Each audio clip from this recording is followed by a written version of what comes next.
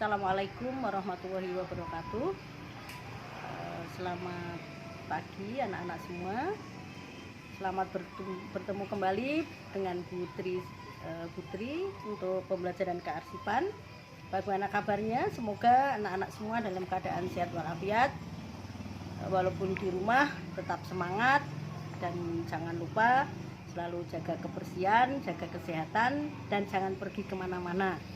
Ya, silakan untuk tetap di rumah. Ya. Kenapa kok harus di rumah? Tidak berarti kalau di rumah itu terus tidak ada kegiatan. Silahkan di rumah kita akan melakukan kegiatan yang bermanfaat bagi keluarga. Ya, jangan kemana-mana loh ya, awas. Ya. Kalau memang mau keluar harus hati-hati, harus jaga jarak, harus pakai masker, harus pakai hand sanitizer itu ya, jangan lupa. Semoga semuanya dalam keadaan sehat, baik OTKP 1 maupun OTKP 2. Mungkin di rumah sambil belajar bertumpuk-tumpuk kertas ya di rumah ya. Jadi kertas itu tidak harus disimpan secara terus-menerus, harus ada masanya. Kapan dokumenmu yang sudah tidak ada nilai gunanya itu harus dimusnahkan, harus di sini harus mau dipindah, apa dimusnahkan atau dimanakan ya, sehingga adanya penyusutan. Ya. Kalau di dalam pelajaran kearsipan ini harus diketahui bahwa ada yang namanya jadwal retensi arsip, ya, dimana kita pernah berkunjung di depo arsip baik OTKP 1 maupun OTKP 2. Pada saat kita berkunjung di sana, kita tahu bahwa yang disimpan di depo arsip adalah arsip-arsip yang sudah inaktif, yang sudah pasif ya, yang sudah tidak digunakan. Ini semuanya ada jadwal retensinya yang di unit kerja. Jadi tidak semua dokumen, semua surat itu harus ditumpuk banyak sekali di unit kerja, sehingga membutuhkan tempat penyimpanan yang sangat banyak sekali. Ya. Jadi nanti ada yang namanya usia arsip, namanya jadwal retensi arsip. Nah, bagaimana nantinya? Ini kita ketahui. Nanti silahkan untuk dibuka di buku kearsipan sambil dibaca nanti itu tentang jadwal retensi arsip. Ya. Kita tahu bahwa harus adanya penyusutan di sini. Jadi bisa dipindahkan arsipnya dari inaktif ke unit pengolah ke unit kearsipan. Jadi yang sudah tidak dipakai, yang sudah nilai gunanya menurun, itu dipindahkan ke unit kearsipan. Ya, yang kedua, memusnahkan arsip sesuai dengan ketentuan yang berlaku. Ya, jadi kalau sudah ada jadwal retensinya, usianya berapa, tentunya di sini di dalam menetapkan usia arsip itu harus sesuai dengan kepentingannya. Artinya kalau memang arsipnya itu arsip tidak berguna, itu bisa cuma 1 bulan, 2 bulan ya. Nanti arsip berguna, arsip penting, arsip sangat penting. Kemudian ada yang namanya arsip yang abadi, di mana arsip abadi kan selamanya tidak boleh dimusnahkan. Nah, ini kita bisa menyerahkan arsip statis kepada arsip nasional ya. Jadi di sini di dalam penyusutan arsip itu ada 3 cara: pemindahan arsip, pemusnahan arsip, dan penyerahan arsip kepada arsip nasional. Ya, jadi di sini nanti di dalam penggunaan jadwal retensi arsip ini akan dibuat jadwal yang menunjukkan tentang lamanya setiap arsip disimpan pada file inaktif, file aktif maksudnya. Ya, jadi kapan umur arsip itu disimpan di dalam satuan kerja sebelum dipindahkan ke pusat penyimpanan.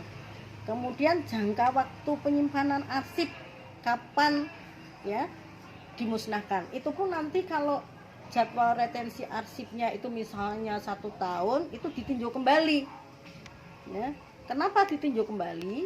Di dalam 1 tahun itu ternyata kalau arsip itu masih banyak yang menggunakan, jadwal retensi arsipnya bisa ditambah lagi. Ya, itu seperti itu. Ya. Kenapa harus ada jadwal retensi arsip? Di sini untuk memisahkan antara arsip aktif dan arsip inaktif. Kamu sudah tahu kan bagaimana apa itu arsip aktif, apa itu arsip inaktif? Silahkan dibuka kembali bukunya. Ya. Kemudian memudahkan penyimpanan dan penemuan kembali arsip aktif. Artinya begini, kalau arsipnya jadi satu, inaktif, aktif jadi satu. Suatu saat kalau ingin mencari arsip aktif karena jadi satu, jadinya sulit. Nah, ini harus ada JRA, jadwal retensi arsip, ya. Dimana nanti yang sudah inaktif itu harus kita musnahkan dengan cara tadi itu. Apakah itu di penyusutannya dengan cara pemindahan, pemusnahan, atau penyerahan arsip ke arsip nasional, ya. Ini jadi untuk memudahkan menjamin pemeliharaan arsip inaktif yang permanen. Jadi tidak numpuk-numpuk di satuan kerja itu menumpuk satu almari, dua almari, itu tidak, ya. Tapi yang sudah usianya itu sudah dibatasi, ya, ditunjuk kembali kok sudah tidak ada yang menggunakan, itu bisa dengan 3 cara tadi, ya. Tuh, ini nanti dibaca lagi. Terus nanti kalau yang belum jelas silahkan untuk bertanya ke WA Putri, ya. WA nanti Putri akan menjawab langsung secara video call, ya, yang belum jelas. Nah, bagaimana Bu caranya kalau kapan itu disusutkan, ada JRA, ini ada angka pemakaian arsip, ya. Jadi di dalam menentukan jadwal retensi arsip kita harus tahu yang namanya angka pemakaian arsip, ya. Jadi jumlah permintaan arsip dibagi jumlah seluruh arsip kali 100%. Apabila permintaan arsip itu lebih besar dari 50%, ya, itu berarti arsip itu masih digunakan, ya. Jadi nanti tidak dimusnahkan karena masih bisa dikatakan arsip aktif, ya. Ini nanti banyak contohnya. Ini untuk JRA memang sangat penting.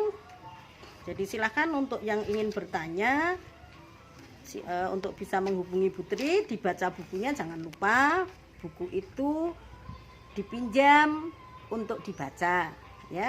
Kalau di sekolahan ada literasi, di rumah juga harus ada literasi, ya.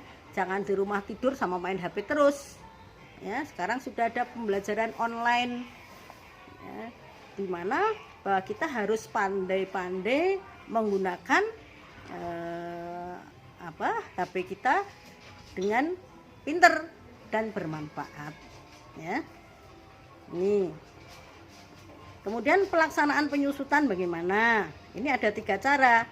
Penyusutan arsip dari aktif ke inaktif, pemusnahan arsip, penyusutan arsip penyusutan arsip instansi ke arsip nasional. Ya. Langkah-langkahnya tentunya dari arsip yang sudah ada kita pilah-pilah, yang sudah inaktif disendirikan, ya. Yang arsip dari aktif ke file inaktif. Kemudian membuat daftar serah terima arsip dari unit arsip pemulah ke arsip pusat. Nih, langkah yang kedua, memusnahkan. Caranya bagaimana? Membuat daftar arsip yang akan dimusnahkan. Itu namanya daftar pertelaan arsip, ya. Daftar arsip yang akan dimusnahkan. Kemudian disahkan, disetujui oleh arsip nasional.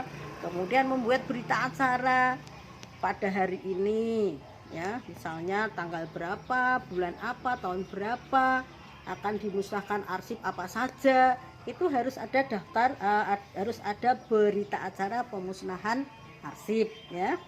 Kemudian mengadakan pengawasan pada waktu pemusnahan arsip. Kenapa? Agar arsip itu tidak dijual, harus dimusnahkan, ya.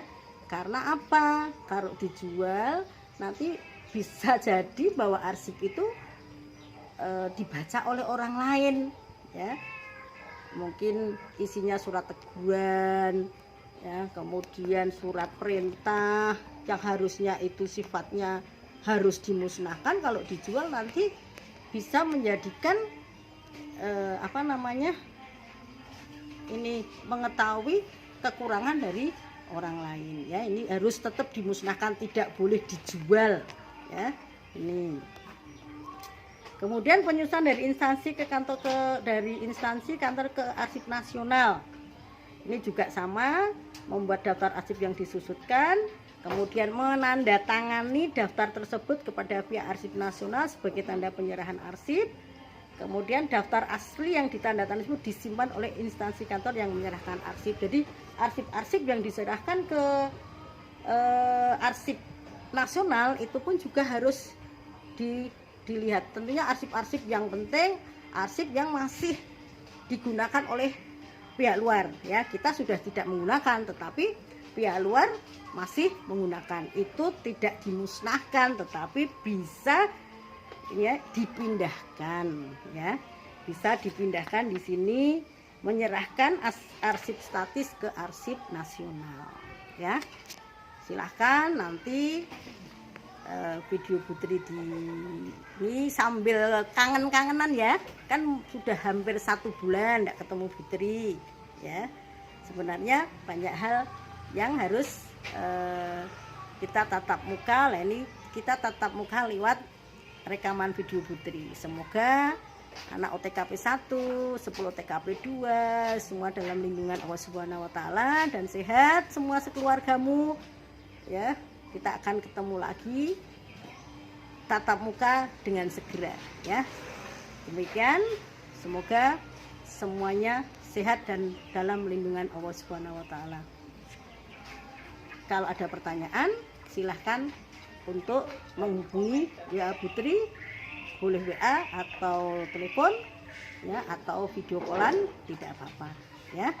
Akhir kata, assalamualaikum warahmatullahi wabarakatuh.